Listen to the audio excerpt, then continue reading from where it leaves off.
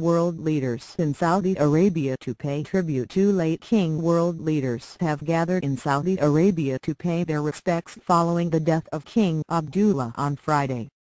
British Prime Minister David Cameron and French President Francois Hollande are among those in the capital, Riyadh.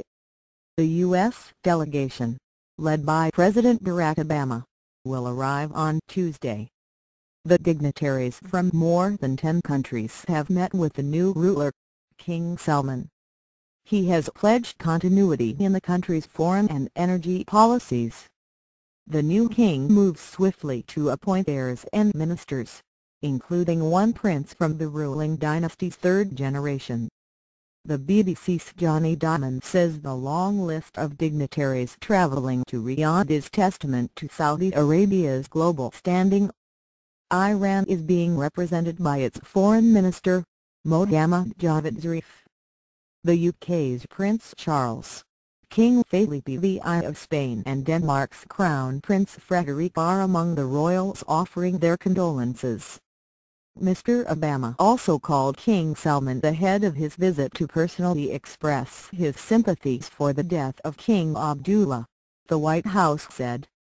The former king died on Friday, weeks after being admitted to hospital with a lung infection.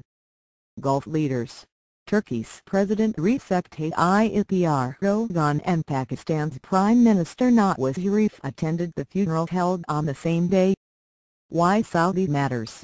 In 90 seconds Mr. Obama paid tribute to Abdullah as a leader who was always candid and had the courage of his convictions. UN Secretary-General Ban Ki-moon praised Abdullah's work to promote dialogue among the world's faiths.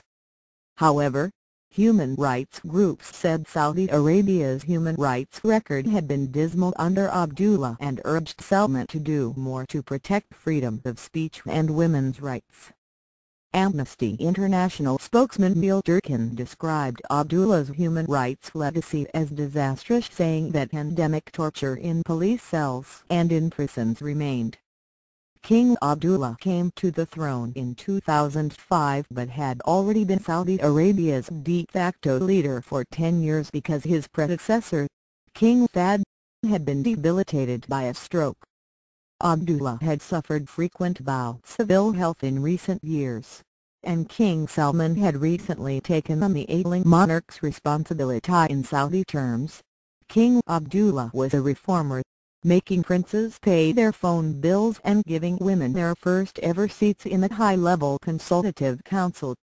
The new King Salman, a staunch conservative, has put paid to any thoughts of radical reforms on his watch with his first speech as monarch.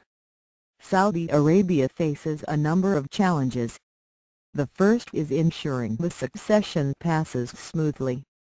Then there is the ongoing threat from jihadists, both at home and across its borders.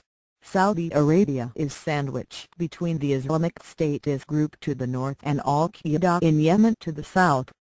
The government has yet to find a way to cope with mild calls for reforms, and is abusing anti-terror laws to silence reformers and punish its critics. Longer term, it faces a growing unemployment problem. About half the population is under 25 and there are not enough meaningful jobs for young Saudis. But the country does at least have oil in its favor.